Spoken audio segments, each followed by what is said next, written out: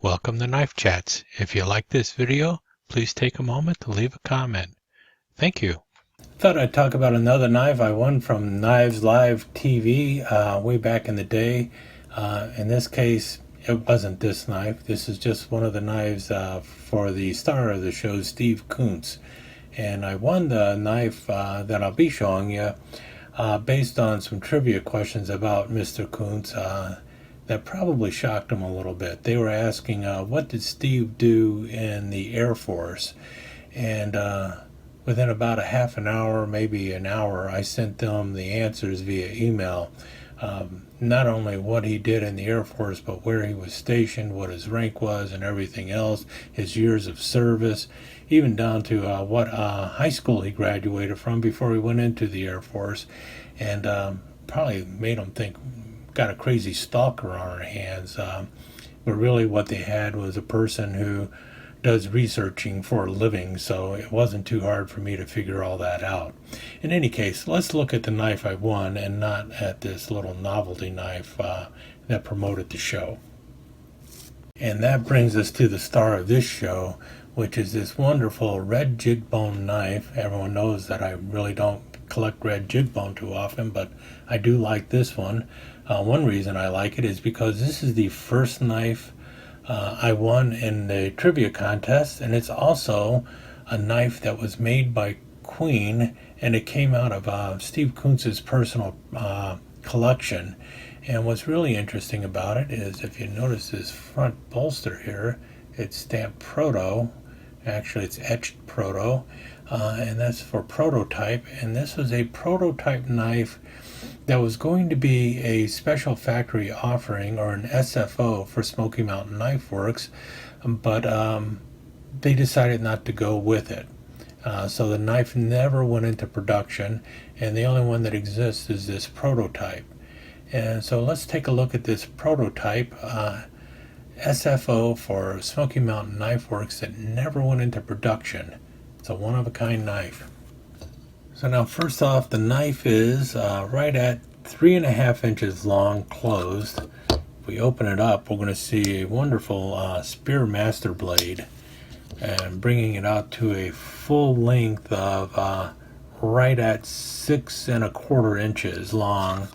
The blade is, let's see, almost 2.75 inches long, with a cutting edge that is right at 2.5 inches. D2 steel in the blade, and we can see here the tank stamp reads Queen City, Titusville, PA, and then the other tank stamp on the other side says Queen Cutlery Company, Titusville, PA. And like I mentioned, a nice spear master blade, and you can tell it has an excellent half stop and excellent walk and talk, which you would expect from a Queen. Nice and snap there, and really solid half stop. Good click there too. Hear that's popping everywhere. Nice strong back spring. I believe the back spring is also D2 steel. Wonderful red jig bone handles. You've got a slanted bolster in the front that's ringed, and then a straight bolster in the back. Kind of a short bolster too. And if there's one thing I'm not crazy about on this knife, it is probably the back bolster. I think this would have been a much better knife if it was a bare-headed knife, and that might have been the killer on it. Got brass back springs there, obviously. And that was it. A prototype Queen is the knife that I won. Nice little jackknife. Now there's pluses and negatives to this knife with it being a prototype. One, because it was never put into production, it basically says, well, the knife wasn't even going to be popular enough to sell.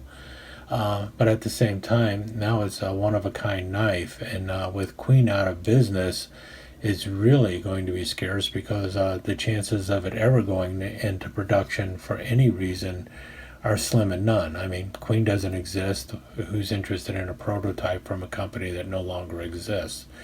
And that's one of the other things. How do you price a knife that's a prototype if there's only one of them out there? Is it priceless or is it worthless? hard to say. A lot of people don't mess with prototypes. Other people go out there and seek them out. But in the knife community, there's really not a lot of people who are interested in prototypes that did not make it into production. If the knife had made it into production and this was a prototype, then it might have more value. But being a prototype that did not go into production, it's really kind of hard to put a price tag on it.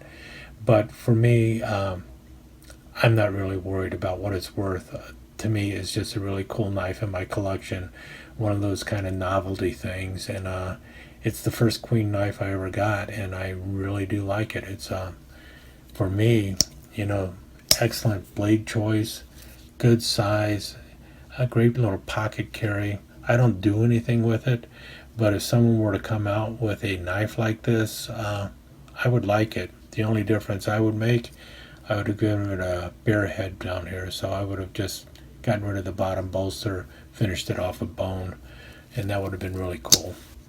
But then it'd also be very close to just another Barlow. Any case, that's a knife I won a long, long time ago.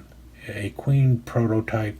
It's the only prototype I got in my collection, and it was the first Queen I ever got. Thank you so much for joining us. I hope you enjoyed this episode of Knife Chats, and if you did, please like and share it with your friends. Comments are always welcome. Don't forget to subscribe and ring that notification bell so you'll know when the next episode of Knife Chats is up online. Thanks again. Hope to see you soon.